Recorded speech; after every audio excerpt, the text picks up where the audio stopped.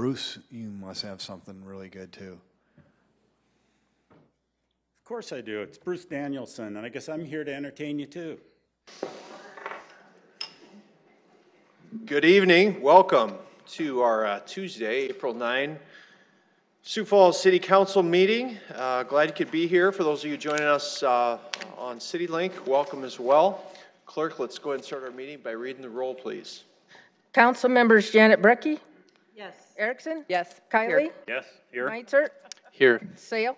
Here. Selberg. Here. Starr. Here. Staley. Here. All right, we got 2 yeses and 6 heres. That's 8 people here. It's my honor tonight to have Dr. David L. Aronson here with us tonight. First time leading the invocation at our city council meeting, so thank you for being here, sir. I would ask that you rise for his invocation and then stay standing for our Pledge of Allegiance, which will follow immediately after. Good evening and shalom. God of all that lives, please bestow your spirit on us and all our neighbors, and plant love, fellowship, peace, and friendship between those of different cultures and faiths that dwell in our community. Uproot from all of our hearts all hate, animosity, jealousy, and strife, in order to fulfill the longings of all people who aspire for dignity and desire to see it as a light for all. And so may it be God's will to bless all who live here.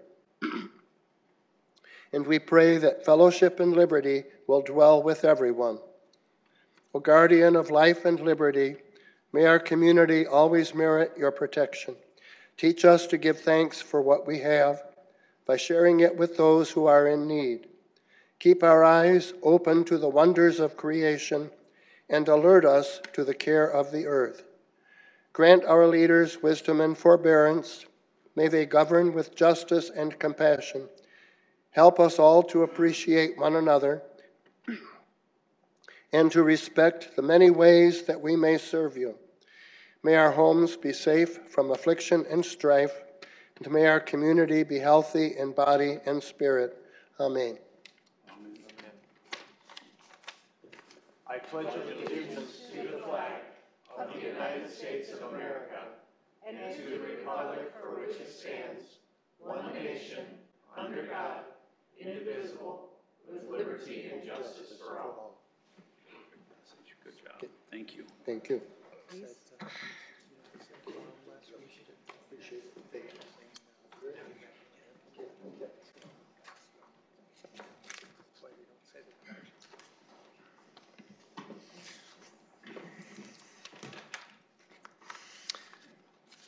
All right, we'll move on to approval of our consent agenda.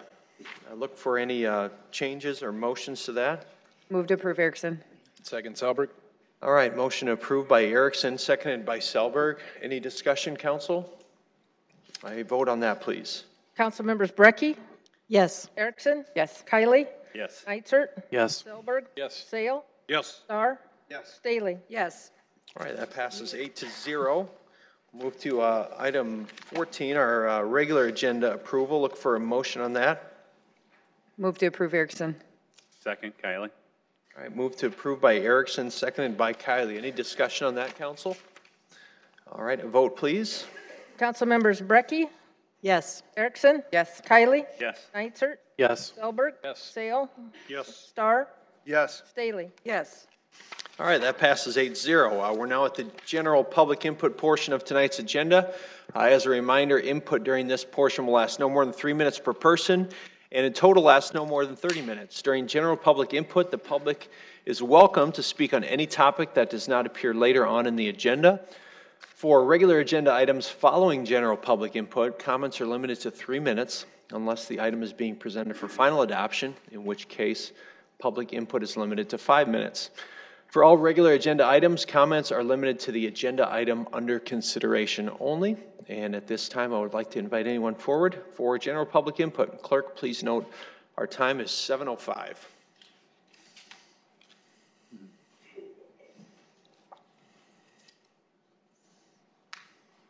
Good evening. I guess we didn't know who wanted to go first, so. Hi, I'm Bridget Myers, and I'm here representing the Oscar Howe and Valley View neighborhoods. I'd come last week and discussed some concerns that we had. About a year ago, we received a letter from the First Assembly of God of Sioux Falls telling us that we needed to attend a meeting where we were told about a development going up behind our homes. One of the first things we were told is that they were very proud of the developers that they had chosen, that they were good Christian guys, and that they were willing to work with the neighbors, and that we had nothing to worry about. These were good people. I can tell you that my process through this was not that experience at all. I was pretty surprised when I heard the councilman say last week that they had no intentions of negotiating with us. It hurt. I am pretty upset about it. It's been a week and I've cooled down a little bit. But I can tell you that I spent a lot of money in legal counsel having my lawyer sit at those meetings. And if they had no intentions of negotiating with us, why didn't they come here and own that here at council? You come here and stand and you own that in front of council that you weren't willing to negotiate with the neighbors. They came here and fed you guys a whole line of we made all these concessions and we made all these changes and we did this and we did that. But all those changes were what the city required through city regulations because of the water issues that were there before this project was presented. I just don't think that that was fair to any of us. You wasted our time. You wasted my day. I canceled clients to be at those meetings. One of the meetings I walked into, I was attacked by the developers, attacked for my board position with the state of South Dakota and threatened at that meeting. The meeting hadn't even started. And I walked in and he started threatening me. He started threatening people that I know in my personal life. Right away, the people in the room did not know what they were doing, but I knew what they were doing. And they attacked the man next to me, who was an elderly man, who was our legal counsel. We did not deserve to be treated that way that day. We slid across some information on the table. We hadn't even spoke or anything, and we were attacked. The city did not stop the meeting. They did not stop it from what they were doing. I was one of 2 women in that room being attacked, and no one stood up for me. My own people sitting next to me were so taken back by the behavior of what the developer did that the meeting was ended. We pretty much got nothing from there. I would have never wasted my time that day or put myself through that process had I known that that's how I was going to be treated. I am very concerned that an applicant for the city, and he is planning on doing more developing in your city, are you going to allow him to keep treating people this way? Because it's not okay. Our property values will be affected by this with the balconies facing our homes. It is a huge disservice to us. I would like for you to consider other neighborhoods coming forward that you don't treat people this way. Thank you. Thank you.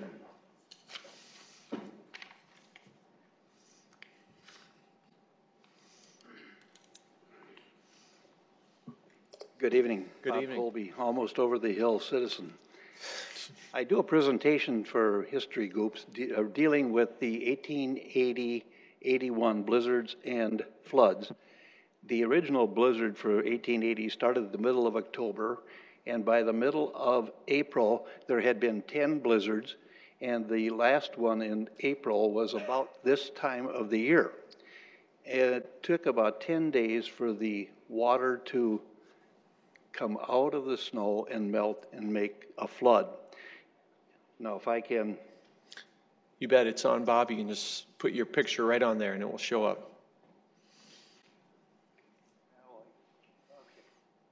Here we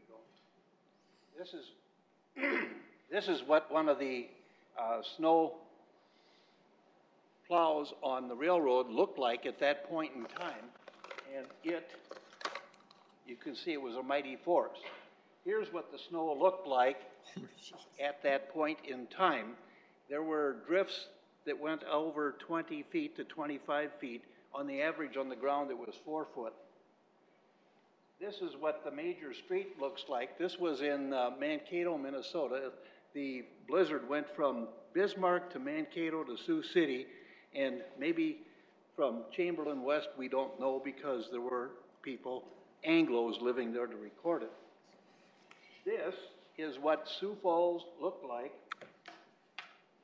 in 1878. The only difference is that there was the building of the Queen Bee Mill. Now, the maximum flood In this picture, it topped out at 15.5 feet above the normal river level. Now you can imagine 15 feet of water at the river and how far that went in all directions. 8th and Dakota, water got to that intersection. It isn't impressive till you drive to 8th and Dakota and take a look. That is a lot of water. The flood has a great amount of force. It took about $140,000 worth of property out in 1881. That's, you can multiply that by 100, and that wouldn't come near replacing. One of the big things that happened is this is the Lone Rock. That was approximately behind where the restaurant and powerhouse was, in the middle of the river. The force was so great, it tipped that rock over and it disappeared from that site. Now what they did with the rock, I'm not sure whether they quarried it later because it tipped over in the, or if they fell into a hole. Bob, thank you for I got you a little over 3 minutes, so I appreciate that. There's more. This normal presentation takes about 40 minutes, but I'll tell you, if it happened once, it can happen again. And 15 feet of water, just think of what that would do. We have a lot of buildings in place that would take up space and raise the level. Thank you, Bob. Be ye forewarned. Thank you. Good evening. My name is Jerry LeClaire, and I am here to discuss the condition of the roads in Sioux Falls. And I know there's probably limited budget, but it's something that everybody uses every day. If you drive down 49th Street, West 49th, Valley View Road, and off into the neighborhoods, the streets are in the worst condition I've seen. I've been here 45 years, and it's more than what you can do with just surface treatment and overcoating. And I wish you would consider shifting more of the budget to the street department so they can get the streets up to where they should be for the citizens. I know there's a big budget and you can use it for whatever you want, but I think that what the citizens of Sioux Falls will appreciate the most is having a good, solid road, and then once they're all up to snuff, then it'd be easier to maintain. But if we don't start repairing them now, it's going to be a lot more spendy to do it later. The second thing I would like to discuss is the water treatment plant that you're planning. And I don't know all the details about it, but I would encourage you to include in that the ability to take the drugs that go through the sewer, that you can have a filter system that you take that out before it's discharged. A lot of people don't think about that, but we're the biggest users of pharmaceuticals in the world, and they're excreted mostly through urine and feces that go to the water treatment plant. And the current water treatment plant, I do not believe, has the capabilities of filtering that out. Fargo just built one, and theirs was one of the first in the country where they can filter the drugs out. So that's all I got to say. Thank you very much. Thank you, Jerry.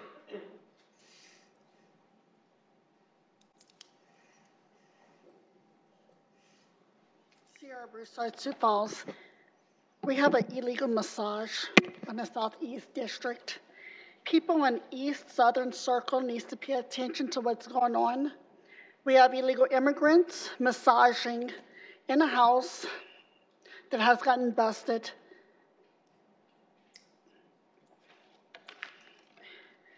So, we was in Whittier District here, and Matt Tobias is a good guy. I think that he cannot handle his position on taking on two roles. People have been complaining about the drug houses, the street crimes units. Drug narcotic knows about these drug houses. They have gotten busted 3 to 4 times and went to prison and keep dealing the drugs out of the house. Cocaine on top of cocaine. So we got some pictures of neighbors that have been complaining, and it hasn't been getting to for months. No letters have been sent out. If letters have been sent out, nothing's in process. I don't care if these people are poor or rich or whatnot. These people can clean up their properties here. So, okay, look at this. Camper. In this. Campers. Campers, code violation. This house is being for sale. He can't sell his house because next door to it, there's so many code and health violations that they won't even give him the value of his property. Okay, this is the house here next to his. In the back here, we have an old car, and then in back of that house, it's filled with junk on a privacy fence. This guy is flipping a house. He's on his own electrical and plumbing, no permits for it. This one here, all this junk that looks like the Sanford and Son. Here. Another boat in the yard. Broken window, boarded up, putting someone in there collecting their rent money. And then I didn't take pictures on the side, but they're boarded up. Children's living in here. This guy's been working in this house for 10 years. No permits. This house right here. Now, you want to live a safety life and a healthy life and live like the presentation just had at 4 o'clock? This is not a healthy living here. I asked the city attorney, Ryan Sage, to get a hold of Matt Tobias and let's clean up this neighborhood. And I'm giving it 2 weeks to clean it up in the drug houses. This is ridiculous. Thank you.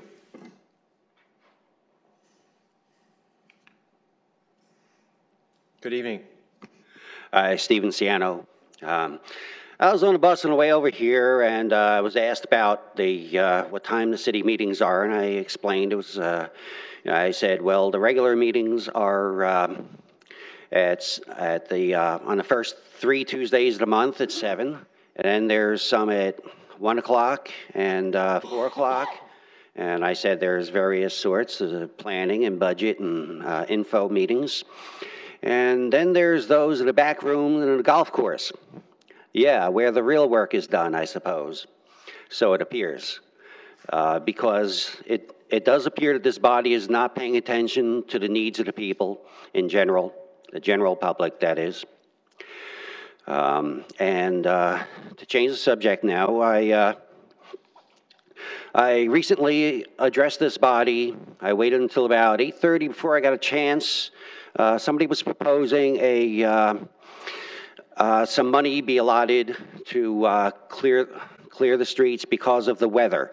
I am sick of people blaming the weather for accidents when people don't slow down. I think it might be a good idea to slow down the traffic deliberately. And as I said, which wasn't in the summary, the minutes as you call it, I suggested using brushes instead of a solid steel plow that breaks up the street, which is where these potholes, I believe, are coming from. And the patching deal that you do for the potholes, I likened it to you don't just mud over a big hole in plasterwork. I mean in drywall. When you're doing drywall, you patch it with a solid piece anchored to whatever's below it and beside it. That would be a way to fix these holes that would perhaps stay rather than, oh, well, we've put the stuff in, it didn't set, it didn't adhere because of the weather. Don't blame the weather for what you do wrong. You've got engineers. If they don't do their job, don't pay them. Just like if you people don't do your jobs, you shouldn't get paid. All your people, and you shouldn't then be looking to pay people on the outside as consultants of whatever, lawyers, whatever, to do what is your job to serve the public to do. And the public has got to be your primary responsibility.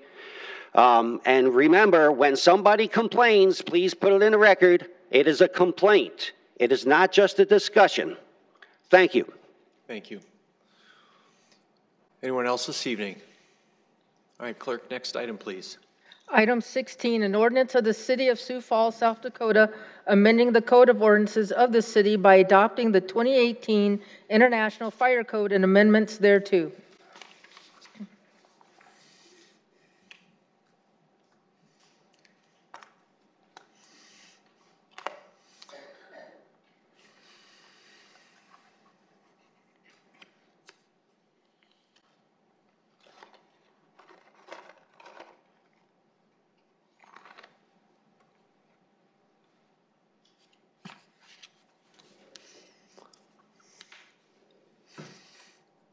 Good evening, Dean. Good evening, Council. Dean Lanier, Fire Marshal with Sioux Falls Fire Rescue. On behalf of Chief Goodroad and the 200-plus members of our organization, I'm here to present the 2018 International Fire Code and the adoptions thereto. Today I'm going to go over a review of additions, modifications, and provide some summaries and significance of the code that we're adopting. We have talked previously about outdoor pallet storage. This is an addition to code. In previous, at the first reading, I did tell you that I would go back and talk to the one single ownership group that has a pallet business here in town. We have since talked. We talked about how we're going to implement those over time and spend some time with them in working through the specifics of how this will be implemented for their business. We've also talked about the adoption of fire sprinkler requirements for apartments of 6 or more units. This requirement is something that's a new addition to code. It's something that we're adopting in accordance with what you've already adopted for the building code. This is a change. This is new for the city of Sioux Falls. So it will be something that we not only have talked about previously, but it'll be something that we'll spend quite a bit of time working with developers and apartment construction businesses for the foreseeable future. We have previously talked about the addition of lockdown plans for education facilities within the city of Sioux Falls. These occupancies have already provided most of the requirements that are already required in the lockdown plans. So this is just best practices coming to light within the code. We've talked about the addition for refrigerants for lower flammability hazards. Again, this is adding new requirements for some of the safety concerns we have with lower flammability refrigerant gases. We've talked about the addition of fire pump and fire sprinkler riser rooms as a new requirement when and where they're called for. This is primarily a design feature that is an option in or option out for designers. We have discussed the addition of the integrated fire protection system testing. This test criteria was added to the code to ensure that multiple systems within a building all get tested as an integrated unit. We have talked about the aerosol fire extinguishing systems that are an addition to code. It is providing more flexibility for installers to use another type of installation system when and where hood extinguishing systems are required. A deletion of code. We've discussed the deletion for R4s, which are primarily group homes. These type of occupancies don't necessarily need fire alarm systems for occupant preservation, so these are being deleted from the ordinance.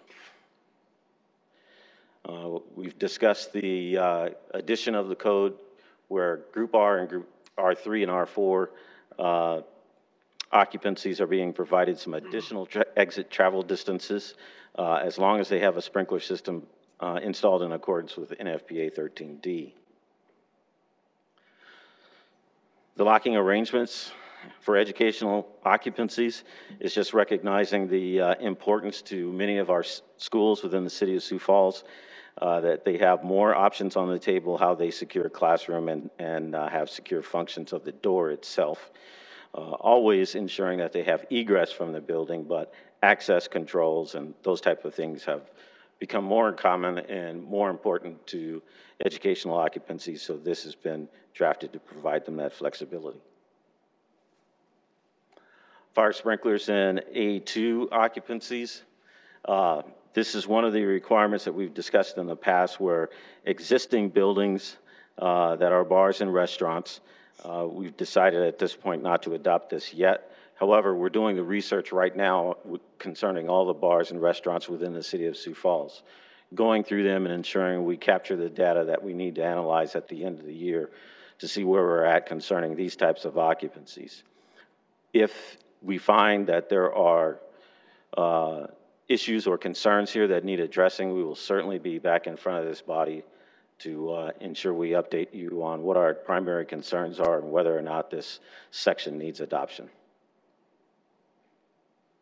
We've discussed the addition of energy systems. This is principally rapid shutdown requirements for concerns about shock to emergency responders. We've talked about the addition with vehicle impact for the protection of dispenser systems that are at fuel dispensing stations across the city. This again is just to add some safety precautions where vehicles might be close to the area where dispensing of fuel is being accomplished.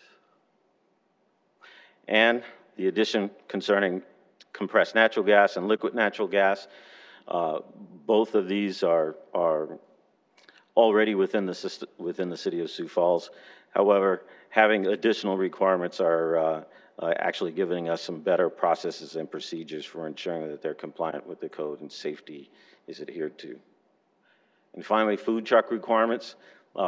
Actually, we've had quite a few discussions within the Fire Prevention Division over the last couple of weeks about this section of code.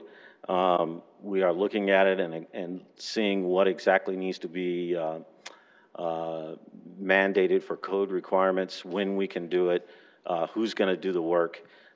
So we do plan to come back at some later point, but not after until we bring together the food truck vendors, talk to them about what kind of setups they have, find out if this is something that we can implement across the board and still be consistent with what equipment they have in their food trucks right now.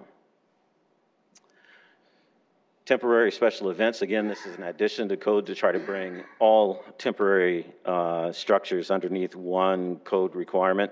For Sioux Falls, it'll be mandating some requirements for structures greater than 1,000 square feet.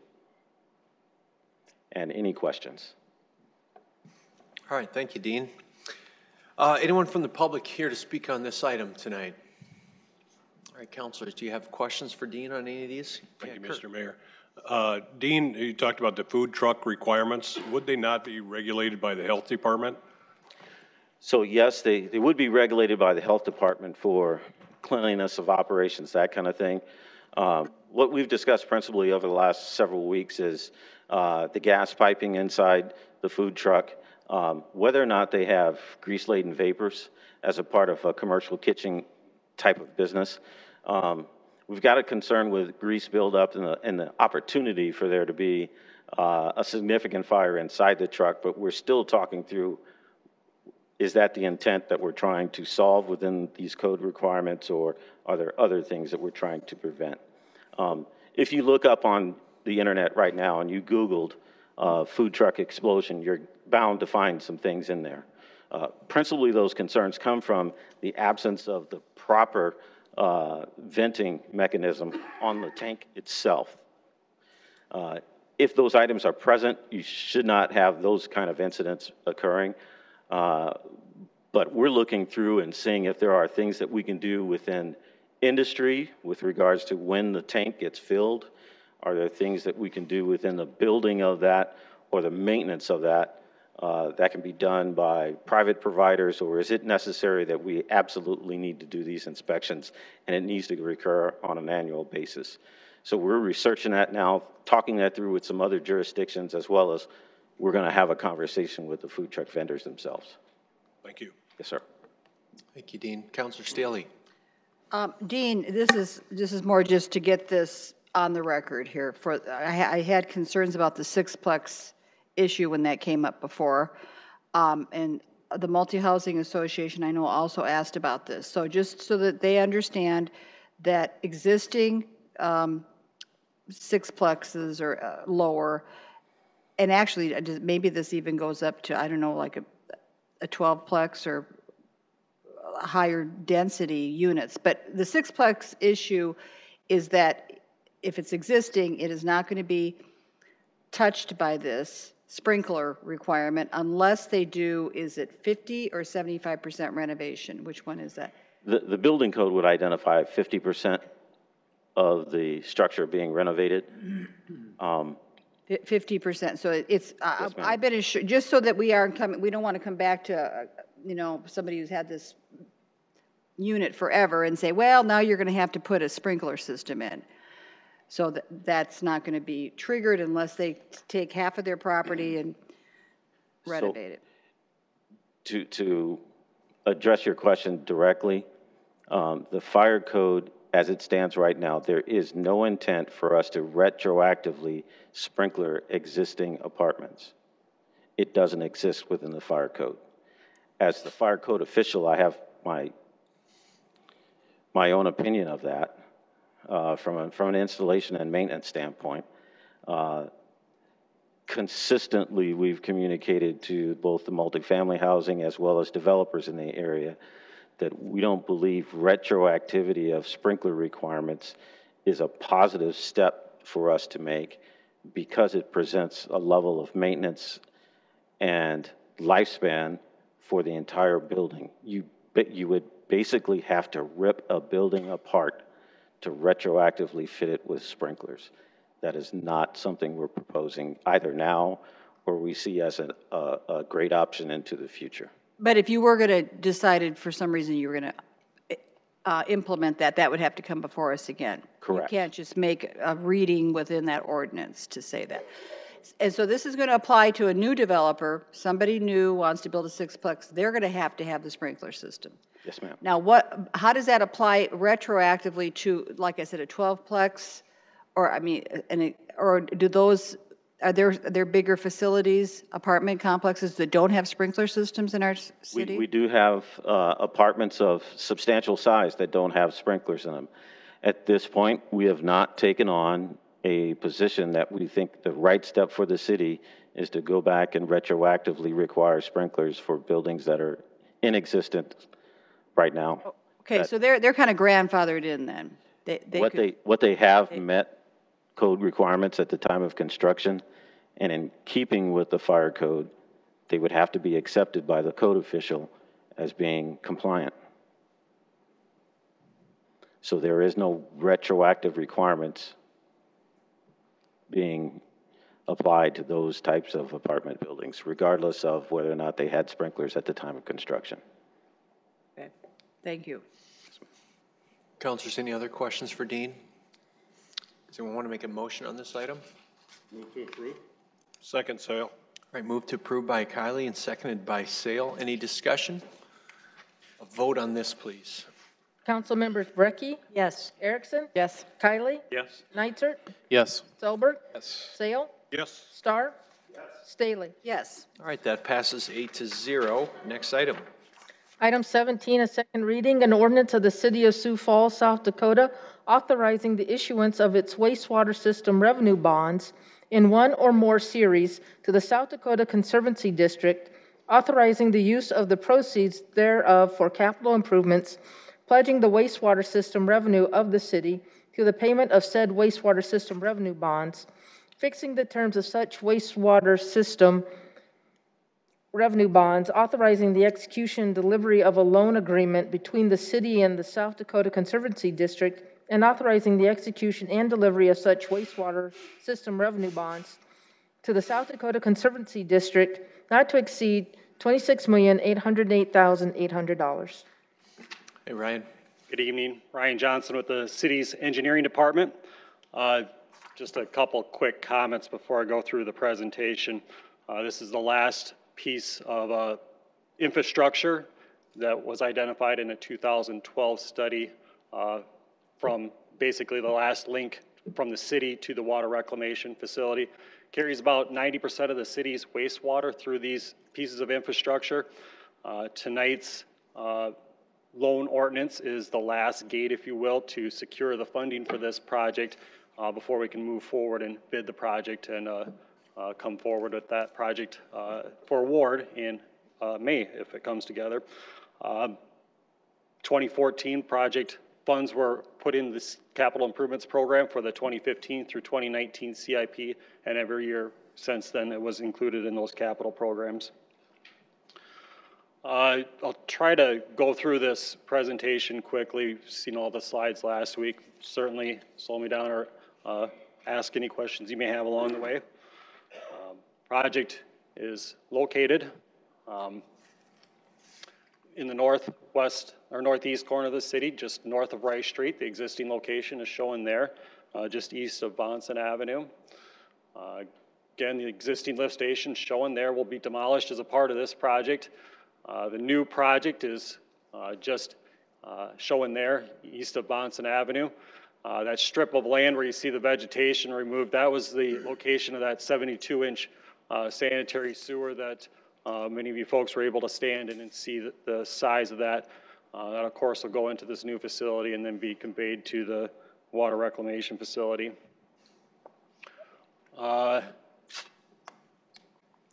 Main pump station replacement, again, was listed in 2014. The project was in the 2015 through 2019 capital program. This slide goes through some of the design concerns with the existing lift station. Certainly short of capacity, the maintenance and accessibility and the equipment that needed to be replaced as a part of that project. Located in the front floodplain, there was issues with the hydraulic conditions inside the pump station. The life cycle, the electrical equipment was gone, and emergency standby generation was in need of improvements. Proposed pump station will address many of those issues, and along with increased capacity for future growth and development. A couple cross sections of the new lift station shown there. SRF loan request for $24.4 million. Interest rate is 2.5% for 20 years. The non-point source component of that project is 1%. The effective loan rate is 1.5%. Assuming support tonight, we'll move forward with bidding the project here in the next few weeks and come back with a request or a support to award that project. The non-point source component of this project, again, that interest rate is reduced from 2.5% to 1.5%, and that 1% is provided back to the city to use for non-point source projects. Those projects are focusing for the municipality that obtain those loans. So the focus is in Minnehaha County with some dollars going into Moody, McCook, and Lake dollars, but just a small portion of those funds. I am missing some slides. It's not showing. You have those in front of you. Couple comments. Through the course of shortly after last week's presentation, we found an error that we would like to discuss. The SRF facility plan was submitted in September of 2018. In October, it was amended, and it was also amended in December of 2018.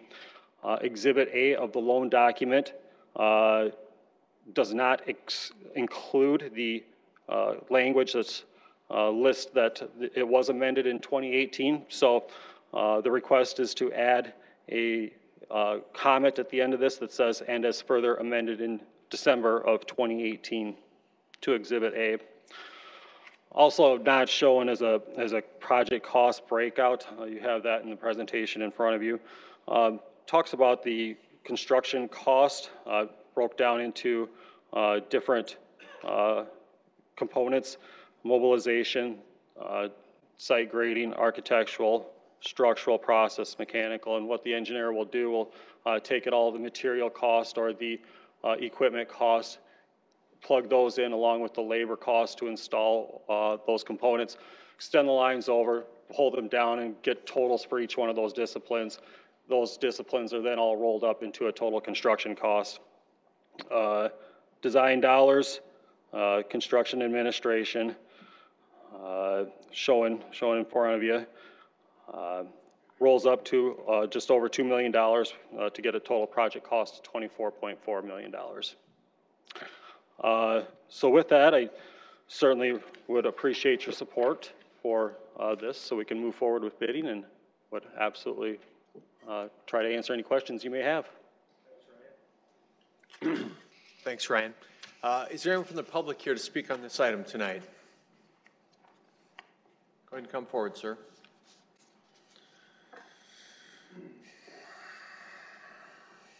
Dwayne Skipper. Your Sioux Falls average residential water and sewer bill is now in its 13th year of consecutive rate increase. The 200% increase since 2006 has tripled city water and sewer revenue to about $100 million in 2019. It also tripled all bills, with the average household increase going from $247 to $743 annually. So what is there to question about all this? The city has monopoly control of the water utilities that are necessary for human survival and our standard of living.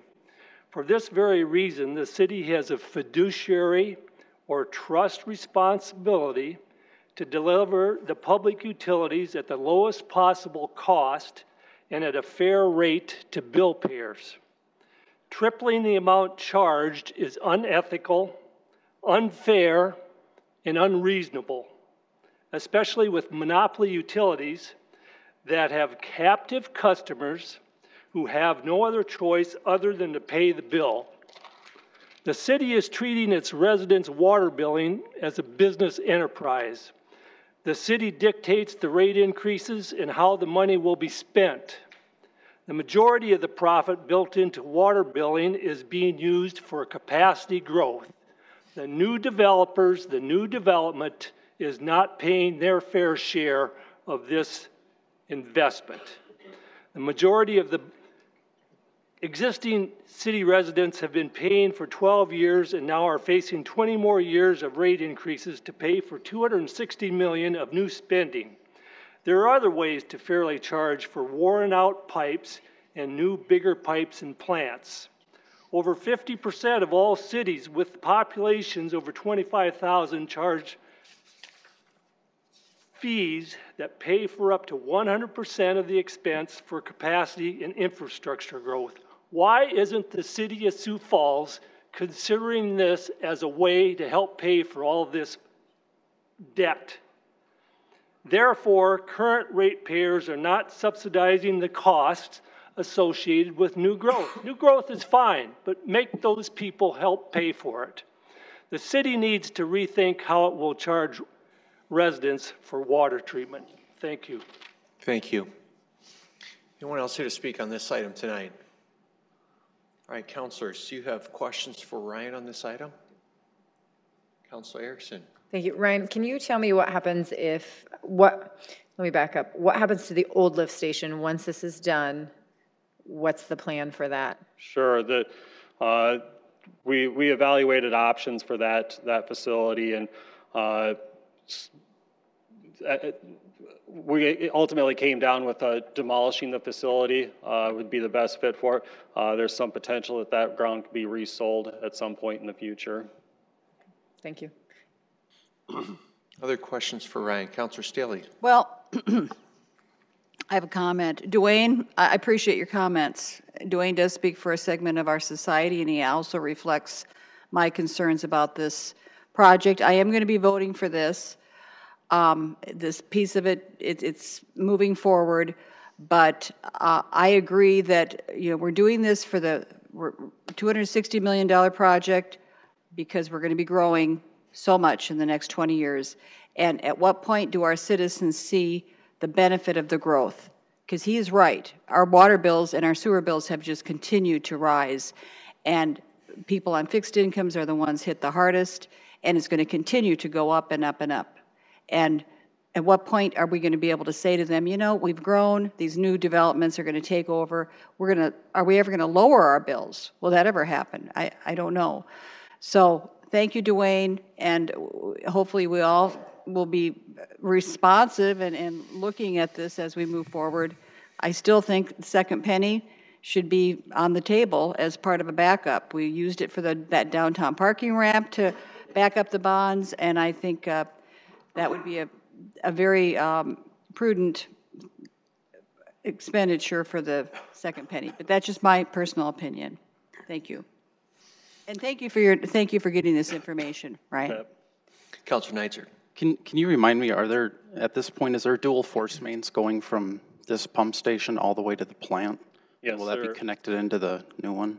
Yes, there is two force mains, a 42 and a 36, from the existing facility to the water reclamation facility, and those will be tied over to the new lift station as a part of this. Okay, and just a few comments. You know, somebody that I just spent this weekend dealing with a customer who one of their systems went down, and it's a major enterprise customer. It's an airline, and when I look at seeing a trailer, you know, and we have our backup in there, that was something that vital to our city. It makes me nervous. So I want to see that redundancy get put in place, because we have that with our high availability. With one system that went down, they had one left, and had they not had that one, airplanes are not taking off, and they're losing millions of dollars. So redundancy is important in mission critical things like this. I do want to throw out that the rate increases, it's been something that's always, that has concerned me, but we continue to not look at the long view and realize that any time that you don't raise rates for 20 whatever years, you're going to have to pay the piper at some point. And so that's something that had to be done. I do want to make one correction. Developers pay an enormous amount of money for development. Every time they need it, we put in a new basin, that's what platting fees are for. They pay it per acre. So I guess I would disagree with the assertion that this is that people are paying for growth. That, you know, that's why your lot prices are very high, because we're recapturing that when they do that new development. We're just we're repairing infrastructure here. We have to have the capacity. And the other thing I guess I would point out is I'm not sure how exactly it would work. I'm not sure who we would prohibit from moving into the city. I live on the very west side of the city, and I'm not sure who are you going to tell is not allowed to move in anymore? Are you going to, you know, at what point do you put up a wall and say we're not going to allow anybody to move in anymore? You know, our city continues to grow, but developers are paying a ton, I assure you, and in fact they complain about it a lot. So they're paying a piece of it, and it does get passed on. It's not just the rates. So, thanks. Thank you, Councilor. Look for Councilor Brecky. Would you, for the benefit of the public, would you explain again how critical this particular pump station is and the percentage of flow that it goes through this pump station? Sure. So built in the early 80s, and that was when the entire city converged near Cliff and Chambers, and then headed, there was a wastewater facility there at the time. Much designing. They located it on a large campus to the north and to the east side of town. To convey that there, all that wastewater went through a 64-inch pipe through this lift station through a 36-inch force main. So, you know, generally anything for sure 1980, 90s, before we started putting on these growth and development areas, was going through that area and continues to go through that area. Thank you. Mr. Mayor? Councilor Staley. Well, let me, you were asked when we had the attorney come forth a month or so ago, we approved the $20,000 for that. Someone brought up that this is part of the whole package of the $260 million package. This is part of it. This is one piece of this Right, project of that right. whole. Exactly. So the waste treatment plant is part of that. So I just have to say that we were told over the course of months here, that we are building that waste treatment plant because we're going to have possibly 100,000 people joining us in the next 20 years. We're building it for future residents coming to town. And to say that we expect them to help to pay for this, it makes total sense to me. It's not saying that right now the developers aren't kicking up the money to support this. It should be need and cost. The two things should be going hand in hand. So I just wanted to bring that up, that we are building for future growth. Would you agree with that? I mean, this treatment plant is not going to be able to handle 100,000 people coming to our town. Correct, yep. So we're building for the future, and that's been part of the debate, is, you know, what I've been asking for a census. I said, let's hold off till we know exactly what the amount of people we have now to start as a baseline. We are not doing that. We're going forward with this. So it is something we have a right to talk about, and I think citizens, again, have a right to be somewhat concerned. Thank you. I'll move to approve. Erickson. Second, Neitzer. Mr. Mayor, I have an amendment. I'll make a motion to amend Exhibit A on page 5 by adding, quote, "and as further amended December 2018," end quote, to the end of the first sentence. The amended sentence should read, quote, "Sioux Falls Main Pump Station Replacement Project is outlined in the facilities plan dated September 2018 as amended October 2018, and as further amended December 2018," end quote. All right, do I have a second on that? Second, Neitzer. All right, any discussion on that amendment?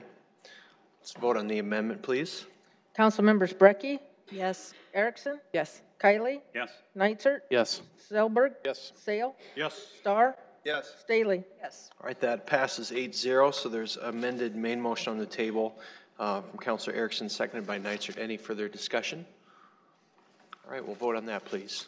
Council members Brecky, Yes. Erickson, Yes. Kylie, Yes. Neitzer, Yes. Selberg, Yes. Sale, Yes. Starr, Yes. Staley. Yes. All right, that passes 8-0. Next item, please.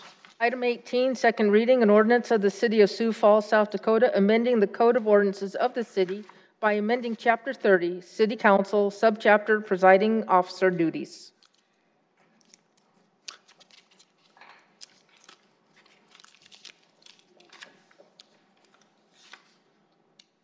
Councilor Brecky, the floor is yours. Fellow council members, this is the second reading of a proposed amendment which would codify our election process. That is the election process for the city council chair and vice chair in ordinance. I do have a proposed amendment to it. As I explained it at the last meeting, I'll just do a brief recap of that.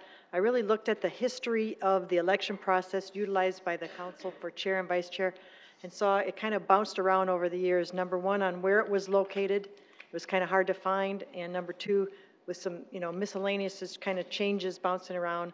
So I thought it was a good thing to codify, put in ordinance so it could be easily found, and just was a good solid process followed by following Robert's Rules of Order.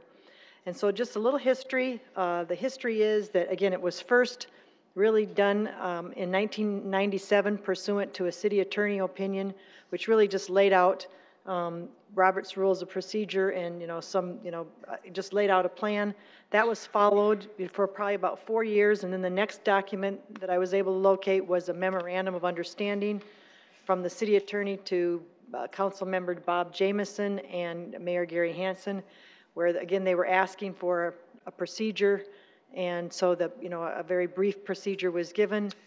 Then the next thing I found would be 9 years later, there was a resolution, which was, in each of these had, some minor variations as to exactly how they were doing things. But when I looked at all of them together, it was pretty clear what had evolved over time. And that's really what you have before you. You have just kind of what evolves over time. It's a little further embellished with a little more detail, the detail came straight out of Robert's Rules. And then the only real substantive change was a change from May to June for the holding of the election.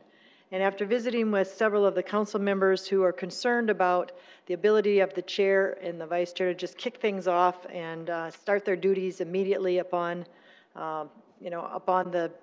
because the election is now held, the day that new council members are sworn into office. And there was concern about the vice chair and chair wanting to immediately start their duties and not wait a month like I had suggested. And so with further discussion with the help of Councilmember Kiley, we came up with an amendment that I think would alleviate my concern, which was that the new council members were kind of at a disadvantage since they were sworn in at 2 o'clock in the afternoon and then had to elect their council and vice chair at 7 o'clock that night.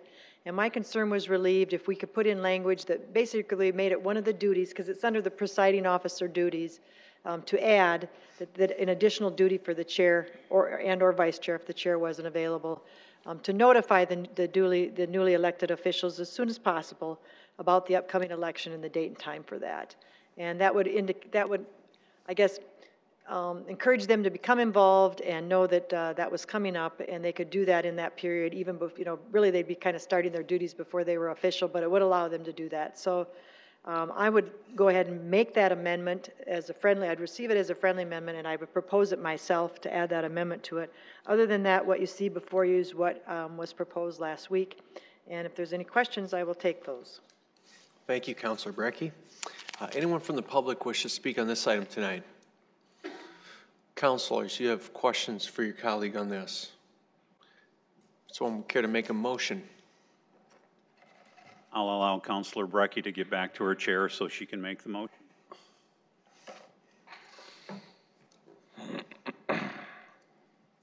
Move to approve the amendment. Second, Kylie. Let's take the main motion first. Where you want to make the main motion? Oh, and then okay. Move to approve Okay. The ordinance revision. Okay, motion approved by Councilor Brecky. Do you have a second? Second. Second by Kylie. And then we have the amendment on the floor. Can I have a motion to for that amendment? I would move to approve the amendment. Okay. Second. And I'll make the motion to amend section 30.008B1 by replacing June with May and adding the sentence, the chair or vice chair shall notify the newly elected city council members in a timely manner of the regular election date and time at the end of this section. All right. So I'm going to take that as Councilor Kylie's motion for that amendment, and then Second, Erickson. Seconded by Councilor Erickson. All right. So let's, any discussion on the amendment? All right, let's take a vote on that, please. Council members Brecky? Yes. Erickson? Yes. Kiley? Yes. Nitzert? Yes. Selberg? Yes. Sale? Yes. Starr? Yes. Staley? Yes. All right, so we have amended main motion on the floor. Any further discussion on that then, Council? Councilor Selberg. Thanks, Mr. Mayor. I'd just throw out a nice work to Councilors Brecky and Kiley for working on an agreeable compromise. That's all I had. Thank you. Let's go ahead and take a vote on this item, please. Council members Brecky? Yes. Erickson? Yes. Kiley? Yes. Nitzert? Yes. Selberg? Yes. Sale? Yes. Starr? Yes. Staley? Yes. All right, that passes 8-0. Item 19. First reading, an ordinance of the City of Sioux Falls, South Dakota, authorizing the mayor to enter into an amended and restated lease and sublease agreement between the City of Sioux Falls, South Dakota, Department of Game, Fish, and Parks, and the Butterfly House and Aquarium, Inc. All right, Mike. Good evening, Mike Patton, City Parks and Recreation Department. Here tonight to introduce an amended and restated lease sublease for Sertoma Park. For those of you, I'm assuming you all know where it's at, but if you don't, it's a wildly popular destination park along 49th Street near the Big Sioux River and is home to the Butterfly House and Aquarium as well as the outdoor campus. The park itself was originally constructed as part of a joint venture between the City of Sioux Falls and the state of South Dakota in 1995. In 2002, the then called Sertoma Butterfly House came on board through the means of a lease and sublease. That is set to terminate here in January of 2022, and both the state and the Butterfly House and Aquarium have plans for expansion of their existing facilities.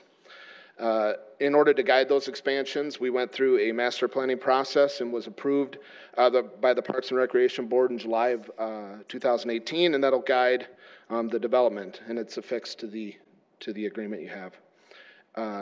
In order for the Butterfly House and Aquarium to proceed with their planned expansions, we felt it was best moving forward to update the existing lease and amended sublease. Sorry about that. Skip that slide. Some of the key points involved with the lease will bring the new termination date up to January 30th of 2045, and this coincides with the date of the existing joint powers lease with the state. There'll be no rental payments, no lease payments involved. The one thing that the original lease did not include was an access easement for the Butterfly House and Aquarium. This lease will do that. It will grant them access on the existing park road. All the uses have to remain the same. So it would have to stay recreation, educational, nature preserve, something along those lines. And no subleasing will be allowed by the Butterfly House without written consent with all parties.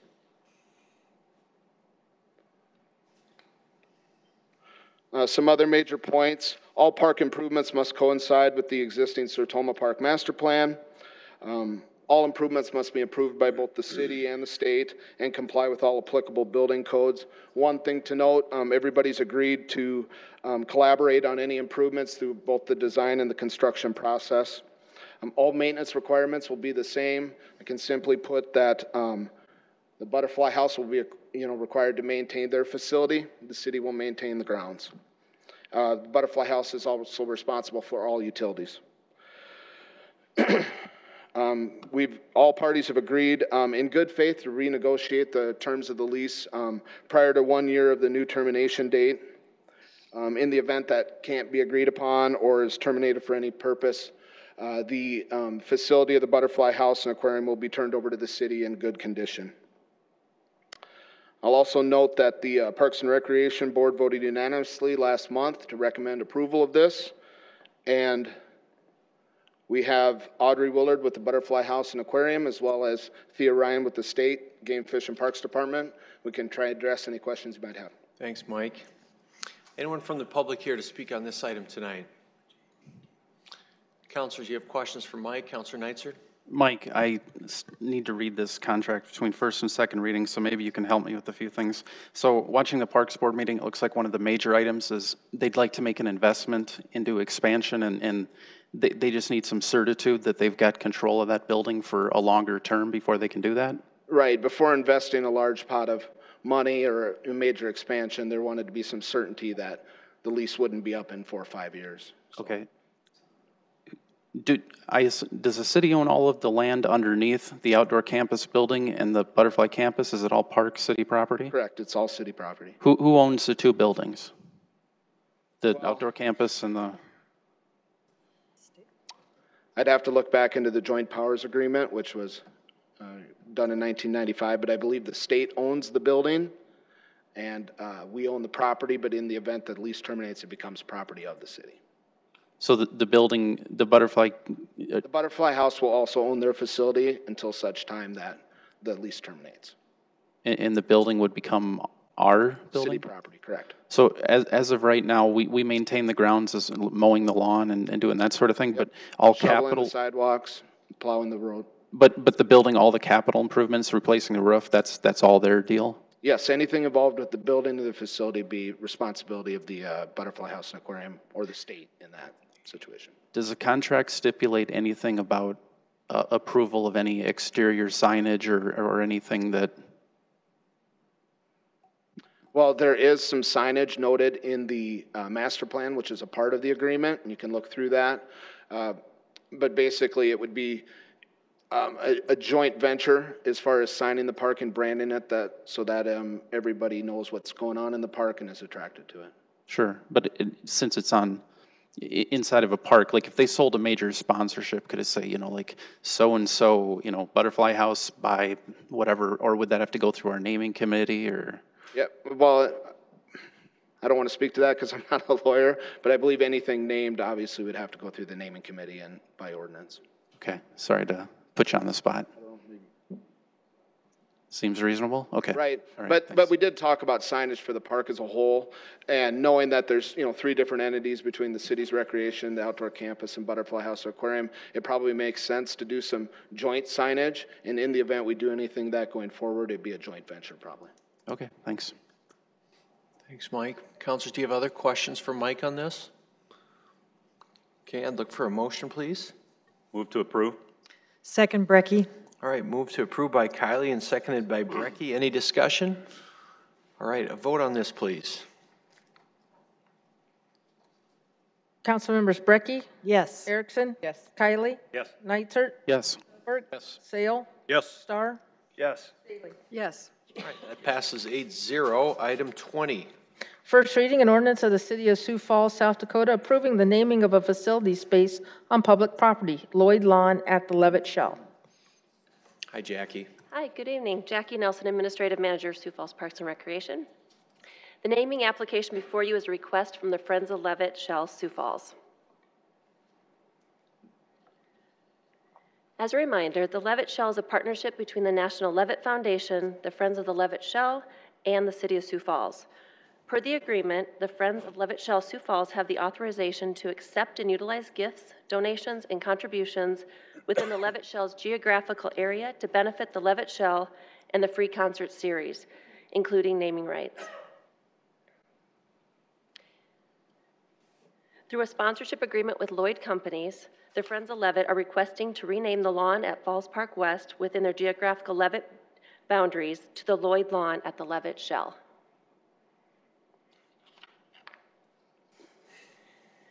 To provide a little bit more clarity around the sponsorship agreement between the Friends of Levitt and Lloyd Companies, the sponsorship and renaming of the Levitt Shell Lawn to the Lloyd Lawn at the Levitt Shell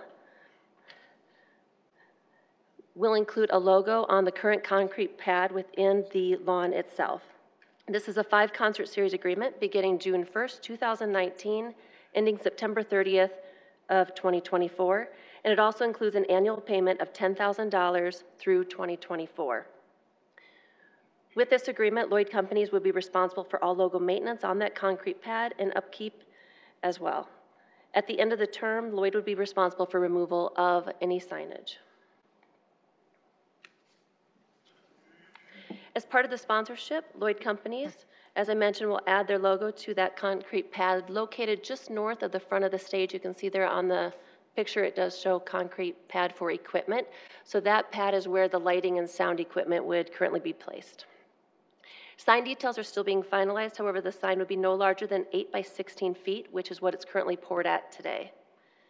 It will also be in compliance with the National Levitt Foundation, the City of Sioux Falls, and the Friends of Levitt Sioux Falls signage requirements and regulations. A concrete flooring paint would be used to paint the logo onto the current concrete pad.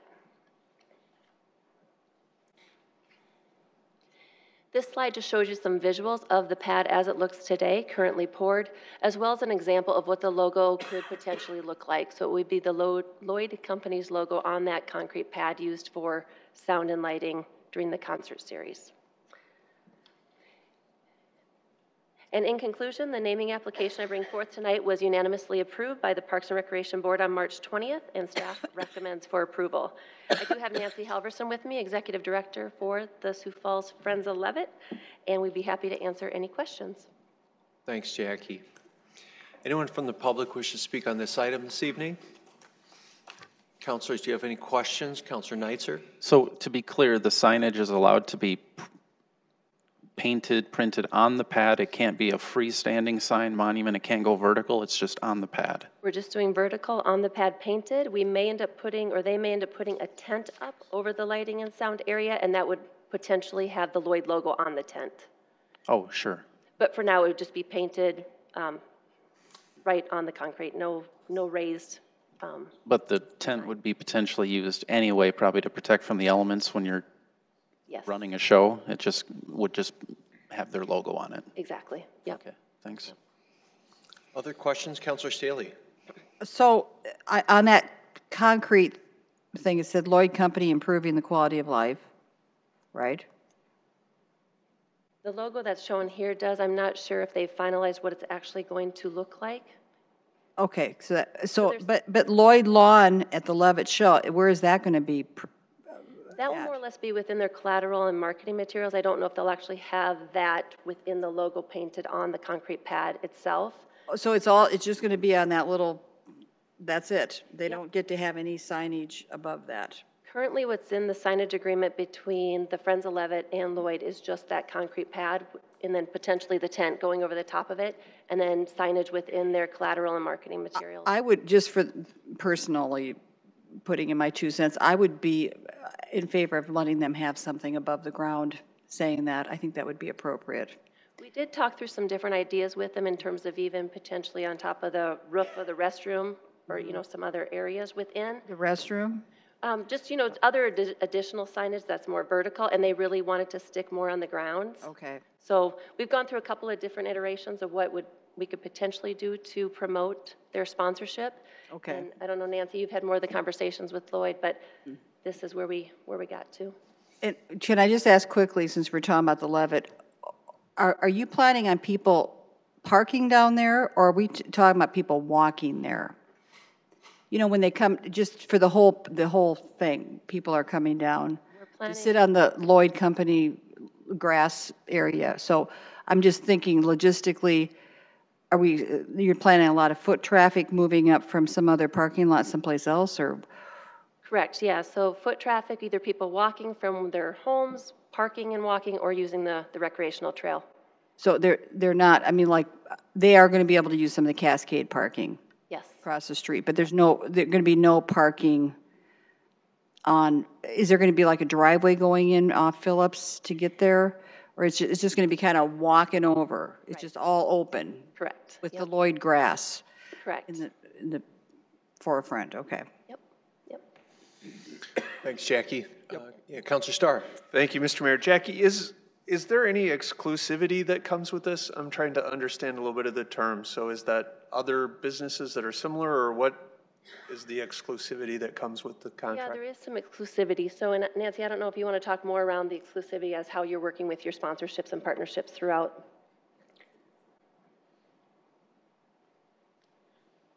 Hello, Nancy Helferson, Levitt at the Falls. The exclusivity comes in the relationship with the donor. So, for example, with Lloyd, we've said there won't be another construction company within the lawn. And that's with, I'm sorry, Mr. Mayor, if I could, that's with all your sponsorship agreements, or is this just one, or is it negotiated individual based on size? And There really aren't many physical naming opportunities in the space, and so we're choosing carefully. Perfect. Thank you. Any other questions for either Nancy or Jackie on this? All right, look for a motion on it, please. Set a date of second reading for Tuesday, April 16th. Move to approve, Brecky. Second, Nitzert. All right, motion by Brecky and seconded by Nitzert for that. Any further discussion? A vote, please. Council members Brecky? Yes. Erickson? Yes. Kylie? Yes. Nitzert? Yes. Selberg? Sale? Yes. Starr? Yes. Staley? Yes. That passes 8-0. Item 21. First reading, an ordinance of the City of Sioux Falls, South Dakota, authorizing the mayor to enter into a purchase agreement of real property from Northern States Power Company and granting easements to Northern States Power Company within Falls Park and within city property near Veterans Parkway. Councilor Kiley. Mr. Mayor, yes, thank you. Because I serve on an Xcel Energy Advisory Board, and because Northern State Power Company is a subsidiary of Xcel Energy, I'm going to recuse myself from items 21 and 22. Okay, thank you. Don, good evening. Good evening, Mayor, City Council members. Don Kearney with Parks and Recreation.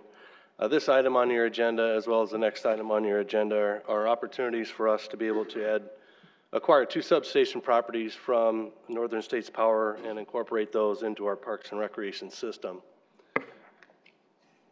As you can see on this slide, this particular item involves the acquisition of the Falls Park substation.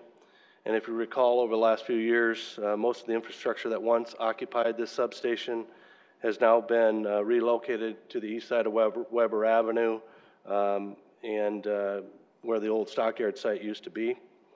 There are 2 parcels noted on the site plan, outlined in yellow, comprising 4.14 acres in total that we would be purchasing. We have conducted a phase 1 environmental assessment on the property, and there were no significant issues identified during that assessment. The purchase price for this particular parcel is for $1 and other valuable consideration. And I would just also like to take this opportunity to thank Northern States Power, Excel for their great community partners.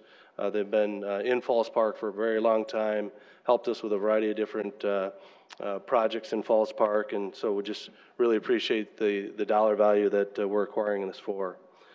This will really be a nice addition to Falls Park. It's something that we've anticipated for quite some time, and you know, we in our next year's capital plan, we actually have some master planning work in our next year's capital plan, and so this is timely to be able to acquire this property so that we can incorporate that into the overall master plan. As I mentioned, Northern States Power has been located in Falls Park for quite some time, and as part of this agreement, NSP will be releasing a 1976 easement in Falls Park, and we will also be granting them easements for the remaining utilities within the park. So in looking at the exhibits, the easements to be granted are identified on the site plan, with the orange line showing the underground easements and the yellow area showing the overhead easements. This purchase agreement would also grant an easement to Northern States Power through the conservation easement property located just north of Great Bear. For reference purposes, the yellow parcel is a 26-acre lion snake conservation easement. TJN Enterprises is located to the west of that, and Veterans Park is located to the east. By way of background, as part of the Veterans Parkway project, an environmental assessment was conducted, and during that assessment, the lion snake was found on the site. Since the lion snake is a endangered species in the state of South Dakota, the South Dakota Department of Transportation purchased this property and gifted it to the city for the lion snake conservation area. However, when this property was transferred, the 75-foot wide easement shown on this exhibit in red was inadvertently left off the plat. This easement is necessary for Northern States Power to access and maintain this important utility which provides power to Sioux Falls. Knowing that we're bringing this purchase agreement forward, we did incorporate the granting of that easement into the purchase agreement. This has been through the Parks and Recreation Board in the previous month, and our staff would recommend approval. I would also mention and give great thanks to Diane Best, Shannon Austin, and Tori Mediema for working with Northern States Power. And we also have Brian Sullivan and Eric Polly with Northern States Power to answer any questions you might have regarding this particular substation purchase. Thanks, Don. Anyone here to speak on this item tonight? Councilors, do you have any questions for Don on this? Councilor Neitzer? Yeah, I'll go again. First of all, it's kind of interesting. It seems like with environmental assessments, with each one I seem to learn about some sort of critter that I didn't even know existed around here, owls and things like that. So could you go back to the map at Falls Park that shows the two parcels? Parcel B, is that something where if you were just standing on the ground looking, you wouldn't even realize it's owned by Excel? Is it just a remnant, or is there something there? I believe that's a guy wire, if I remember right. Yeah, that's actually a wire, guy wire that goes down into the ground that they haven't need an easement for. Okay, and okay, so we'll end up owning the land, and they'll just have an easement, and the wire will just stay. Is that fair to say? Did I get that right? One of the easements will retain their right to be able to service those areas, even though they're transferring the property to the city. Okay, and then parcel A, I think you kind of touched into it with the master planning. We potentially might see something in the CIP that would have some sort of a restoration or some sort of whatever one wishes to call it, development or making it. Yeah, they've cleared most of their infrastructure out of that site. There's some footings, there's some fencing. There's some aggregate that they had on site, but we certainly plan to turn that into something that'd be very useful for Falls Park and complementary to Falls Park. Is there, and I'm very happy about it, but is there a reason that they're giving it to us for $1 and not some other appreciable number? The folks from Northern States Power comment as well, but there is some cleanup that's left to do there. And just knowing that their long-standing commitment and community stewardship, I believe their company just felt like they wanted to do it a very reasonable rate, realizing that there is some cleanup work that the city will be doing. Well, regardless, I appreciate it. Thanks. Thank you, Councilor. Other questions, Councilor Sale? Yes, Director Kearney, on the east property out there that you're concerned about the line snake, is that property that's accessible by the public? Is that currently a park or a walkway, or is there, what is out there today? It's currently owned by the city, and we do anticipate providing some type of access to that property. The conservation easement does allow us to do some things out there while still protecting the habitat of the line snake. So there could potentially be some mountain biking trails, there could be some hiking trails, interpretives, maybe some native grass plantings. But at this point, we've not master planned the site to know ultimately what we want to use it for. If in the future that I'm out there hiking and I see a line snake, how would I know it's a line snake versus a garter snake? Or do you have a picture that we could look at? I believe we do have a picture. And Thea just left, so. Yeah. Shannon was thinking ahead on that one, thinking maybe you'd want to know what that looks like.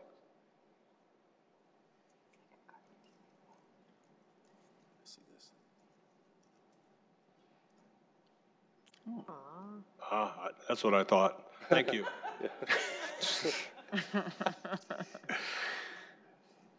Thanks, Shannon. Mr. Biology major. Other questions for Don, or is there a motion? I'll set a motion for second reading for Tuesday, April 16th. Second, Selberg. All right, motion by Councilor Erickson, seconded by Selberg on that. Further discussion, Council? All right, a vote on this, please. Council members Brecky? Yes. Erickson? Yes. Neitzert? Yes. Selberg? Yes. Sale? Yes. Star? Yes. Yes. All right, that passes 7-0. Item 22.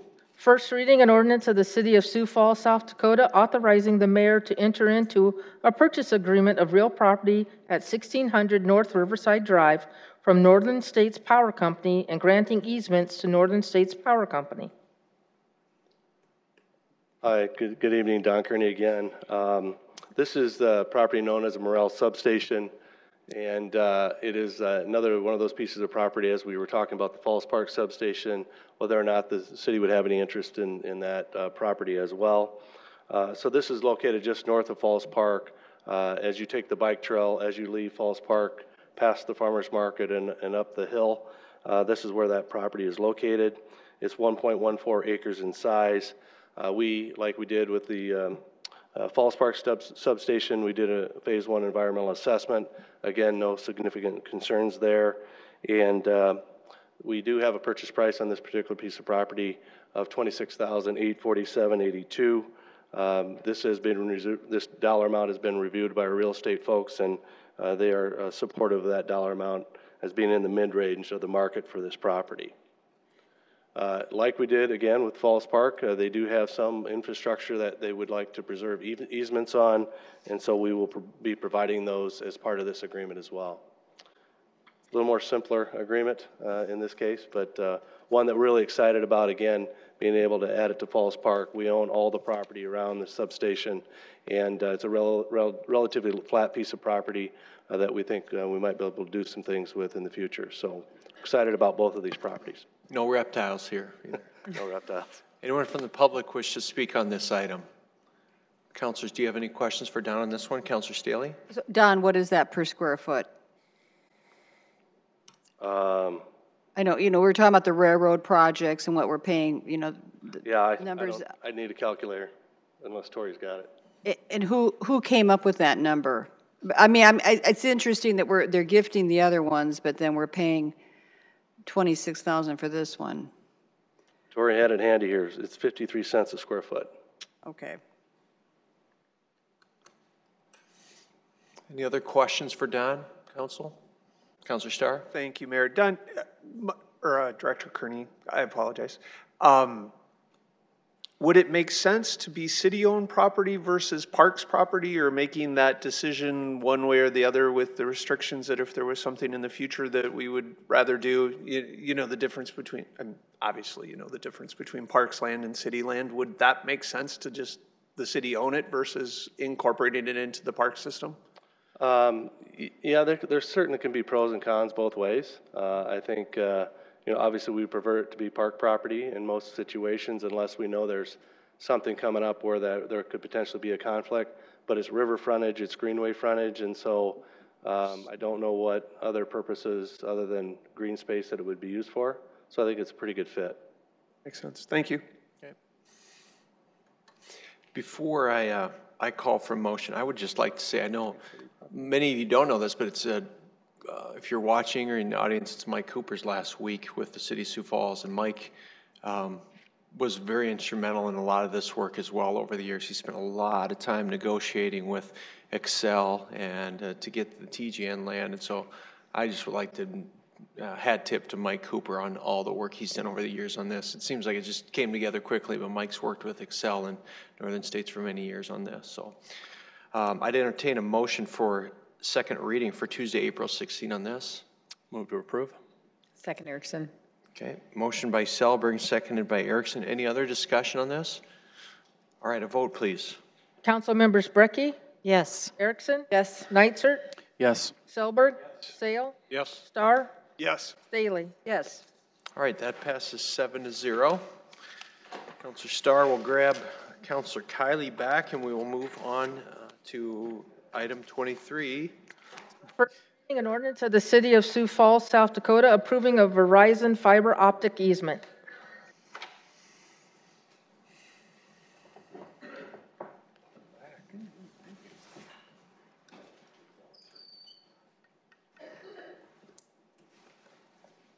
Hi, Diane. Hi. Good evening. My name is Diane Best. I'm the legal advisor for Sioux Falls Public Works. What you have before you now as item number 23 pertains to the north end of the rail yard property that the city purchased from Burlington Northern Railway in 2015. This is tract 1, and it is north of 6th Street and adjacent to the Lutheran Social Services building. The property, the easement that we're going to talk about here tonight is actually the yellow and orange lines. Okay. The city bought the property from BNSF subject to existing utility and telecommunications property interests. On this particular parcel, MCI had constructed a north-south fiber optic line in 1994 with the consent of BNSF. Verizon is the successor to MCI now, and it now owns that fiber optic, underground fiber optic line. Although there was the consent from BNSF to build there, they had a right to be there, there was never actually a recorded easement, and the information provided to the city was unclear as to the exact location, although the width was more clear. The city wanted to verify the location, make sure the location and the nature of the easement was recorded with the Register of Deeds for the future, rather than to have to look into some file cabinet in Sioux Falls or Fort Worth or wherever. It's proper to record easements with the Register of Deeds with Minnehaha County. So that's what we wanted to do. We approached Verizon, verified the exact location, and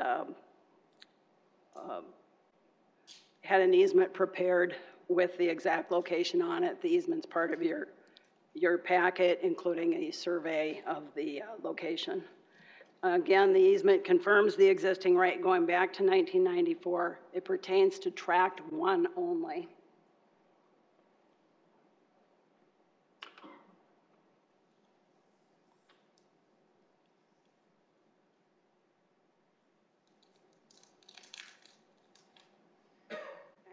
You will see that the easement ends at 6th Street.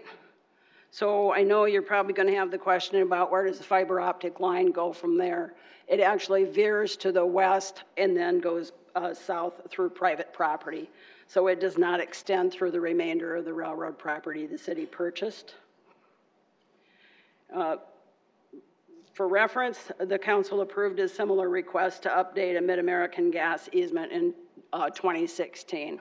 This is all part of updating, making sure we have the correct easements on the railroad property, and then asking the utilities, in that case, asking the utilities to release any old easements it's no longer using. In this case, there was not a release. And I would ask that the City Council set a second reading for April 16. Thanks, Diane. Anyone from the public wish to speak on this topic here? Councilors, do you have questions for Diane on this? Councilor Neitzer? What is the width of that easement? Do you know offhand? It actually, the middle part is a permanent easement of 10 feet, and then there's a temporary easement on either side of an additional 5 feet. And did the contract stipulations of the purchase indicate that we are to honor existing utilities going through, even if an easement hasn't been filed? Is this kind of? They did. They required us to honor recorded easements and what they would call rail yard permits or unrecorded instruments where they had consented to utilities being installed in the rail yard. Okay, so it would be your belief that we're just essentially perfecting what, I mean, we really have agreed to do. We're just filing an easement for something that, because we per the agreement, we potentially couldn't tell them to move it, as an example? Take it out? Just hypothetically. I believe we are memorializing the legal understanding between BNSF and then MCI, now Verizon. So this updates it. It provides for a survey.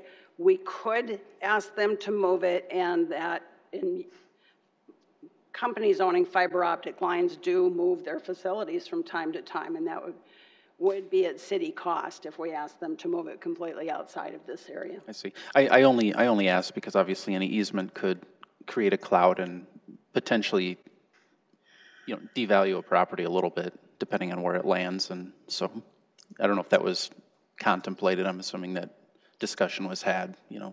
Well, the resale. The line's been there since 1994, and it was there basically because, at that location basically because the old rail tracks had been there and there was a vacant ground for that from BNSF. As far as going forward with development, we don't have a development plan on the table at this point. This will help a developer know where the line is and determine whether it wants to incur as part of its development costs, relocating the line, or whether to incorporate that underground facility otherwise in its plan. Sure. Okay, thanks. Thanks, Councilor. Other questions? Councilor Kiley? Diane, since there is an easement there, if in the future that tract does develop, they could still put a roadway or a parking lot over the top of that easement, but no structures. Right. Okay, right. Thank you. All right, I'd look for a motion to set a date of second reading for Tuesday, April 16 on this item. So moved, Neitzer. Second, Sale. Okay, motion by Neitzer and seconded by Sale on this. Any further discussion, Council? Let's take a vote, please. Council members Brecky? Yes. Erickson? Yes. Kiley? Yes. Neitzer? Yes. Selberg? Sale? Yes. Staley? Yes. All right, that item passes 7-0. Item 24. First reading an ordinance of the City of Sioux Falls, South Dakota, amending the Code of Ordinances of the city by changing a street name. Good evening, Kurt. Good evening. Kurt Peppel, Public Works. The street section in question is near Foss Avenue and Arrowhead Parkway in eastern Sioux Falls. The applicant is Blue Shirt LLC, and they are located at 5200 East Garfield Street. It's the purple highlighted parcel there and is the location of Obscure Brewing. The proposal is to change Joliet Avenue and Garfield Street to East Grant Street to be consistent with the street directly to the west. So the highlighted yellow portion there, you can see is Garfield heading east and west, and then jogs north to on Joliet, and then back east and west to East Grant Street. It's the addressing in this area is a little bit confusing. As Garfield Street, we have a Garfield Avenue that is kind of near 41st. That ends at 41st and kind of by Best Buy. Public Works, Fire Rescue, and GIS from a addressing standpoint have reviewed the proposal to change the name, and we support the renaming of this section to East Grant Street, so it's consistent all the way through. Okay, thanks, Kurt. Anyone from the public wish to speak on this item tonight? Councilors, any questions? Councilor Selberg. Thank you, Mr. Mayor. Just curious, has anything like this happened before? Have we had to do that before? We rename streets every once in a while. I can't recall the last one, but it does come up once in a while. For this particular reason? I mean, I know things get renamed on occasion, Yeah, but I just thought this was kind of unique.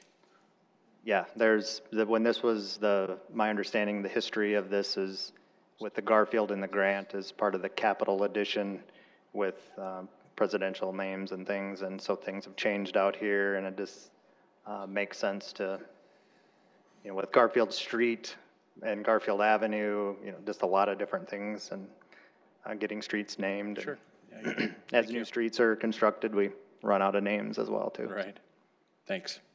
Councilor Erickson. I just noticed that you're suggesting the second reading for May 7th. Is there a reason for that? Is it just scheduling, or do we have to wait that long? I just noticed it wasn't April 16th and didn't. That I am not sure. Okay, I'll honor it. I'll move the second reading for Tuesday, May 7th.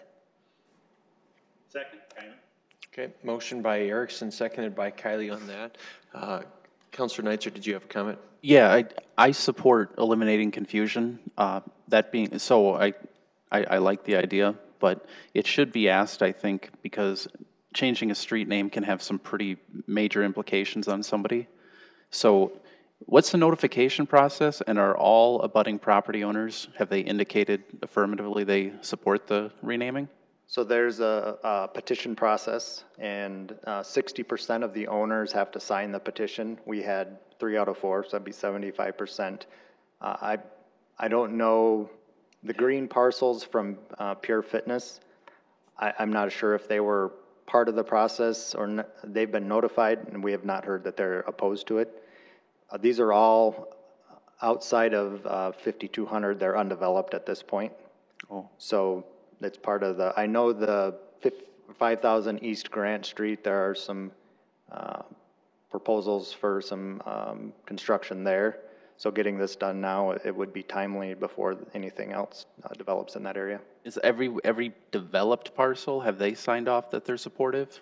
Yeah, so the only one, the purple one is Blue Shirt LLC, the brewing company, and then the blue is owned by Sam Assam, and he's signed the petition as well. I believe those are the only 2 that are developed. Okay, very good, thanks. All right, seeing no other discussion, let's take a vote on that motion, please. Council members Brecky? Yes. Erickson? Yes. Kylie? Yes. Neitzer? Yes. Selberg? Yes. Sale? Yes. Star? Yes. Staley? Yes. All right, that passes 8-0. Item 25. A resolution vacating the alley right-of-way from south right-of-way line of East 24th Street to the south lot lines of Lot 216 and Lot 195. Good evening again, Kurt Peppel, Public Works. The alley in question is near 26th and Cliff, just south of the Avera McKinnon campus. Avera McKinnon submitted the right-of-way vacation petition pursuant to South Dakota law and complies with the street vacation policy. Neighborhood meeting was held in January to discuss rezoning for this area and the right-of-way vacation. We have not been contacted regarding any neighborhood concerns. If the vacation is approved, an easement will not be reserved for any public or private utilities. As part of the site plan, there is an easement requirement for connection, so we aren't creating a dead-end situation. The alley relocation would be addressed with an easement out to South 8th Avenue. Engineering does not have any concerns with the proposed alley vacation. Thanks, Kurt. Anyone from the public here to speak on this item tonight? Good evening. Good evening, Damian Grebel with Earhart Griffin Associates. I'm here with Sister Lucille as well. I don't have anything further to add, but I can answer any questions, and I would take your vote of approval. Thank you. Thanks, Damian, for being here. Anyone else here to speak on this item? Councilors, do you have questions for Damian or Kurt while we have them here on this? Move to approve. Second Erickson. All right, a motion to approve by Kylie and seconded by Erickson. Any discussion, council? All right, a vote, please. Council members Brecky. Yes. Erickson. Yes. Kylie. Yes. Nitzert. Yes. Selberg. Yes. Sale. Yes. Star. Yes. Staley. Yes. All right, that passes 8-0. Item 26. A resolution approving the release of a 20-foot wide permanent sanitary sewer easement located in Lot 2C, Block 1 of Brooks Crossing addition to the City of Sioux Falls, Minnehaha County, South Dakota. The easement in question is in the Brooks Crossing addition near 57th Street and South Sycamore Avenue. Adventure Custom Homes LLC is the property owner and has requested the permanent sanitary sewer easement be released. There are no facilities in the easement. A release of the easement will aid in the development of the parcel. The city engineer's office recommends approval. All right, thanks, Kurt. Anyone from the public here to speak on this item tonight? Councilors, do you have any questions for Kurt on this one? Move to approve. Okay. Second, Selberg. Motion approved by Kylie and seconded by Selberg. Discussion? A vote, please. Council members Brecky. Yes. Erickson. Yes. Kylie. Yes. Nitzert. Yes. Selberg. Yes. Sale. Yes. Star. Yes. Staley. Yes. All right, that passes 8-0. Item 27. A resolution authorizing the City of Sioux Falls to gift negotiation phones to the South Dakota State Penitentiary and the Cottington County Sheriff's Department. Jeff, good evening. Good evening. Captain Jeff Garden, Sioux Falls Police Department. Just looking for the resolution permission to gift two old negotiation throw phones, one to the South Dakota Penitentiary and one to the Cottington County Sheriff's Department. Neither agency has any type of this equipment, and they're old and of no use to us, and there is no monetary value in them. So we're looking to pass them on and get other agencies started and necessary equipment that they should really have in their inventory. So, okay. Thanks, Captain. Anyone from the public wish to speak on this item tonight? All right, you got to do that up here though. Second. Councilors, do you have any questions for Captain Gardner on this? Move to approve. Okay. Second, Brecky. Move to approve by Kylie and seconded by Brecky. Any discussion? A vote, please. Council members Brecky. Yes. Erickson. Yes. Kylie. Yes. Nitzert. Yes. Selberg. Yes. Sale. Yes. Star. Yes. Staley. Yes. All right, that passes 8-0. Item 28.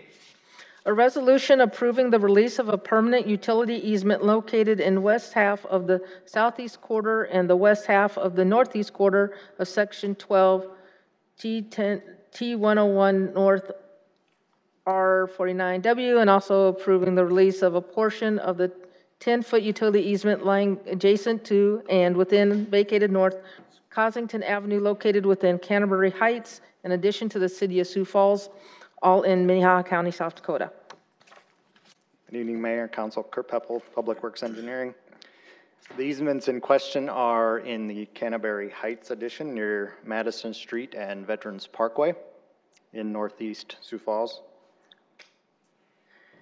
Sayer Associates, on the behalf of the owner, has requested the easements be released. There are no facilities located within the easement areas. Release of the easements will aid in the development of the area. City Engineer's Office recommends approval. All right, thanks, Kurt. Anyone from the public wish to speak on this one this evening? Councilors, do you have any questions for Kurt on this one? Move approval, Erickson. Second, Sale. Okay, motion approved by Erickson and seconded by Sale. Any discussion? A vote on this, please. Council members Brecky. Yes. Erickson. Yes. Kylie. Yes. Nitzert. Yes. Selberg. Yes. Sale. Yes. Star. Yes. Staley. Yes. All right, that passes 8-0. Councilors, any new business this evening? Move to adjourn, Star. Move to adjourn, Star, seconded by Councilor Erickson. All those in favor say yes. Yes. All those opposed, no. All right, that's carried. We are adjourned.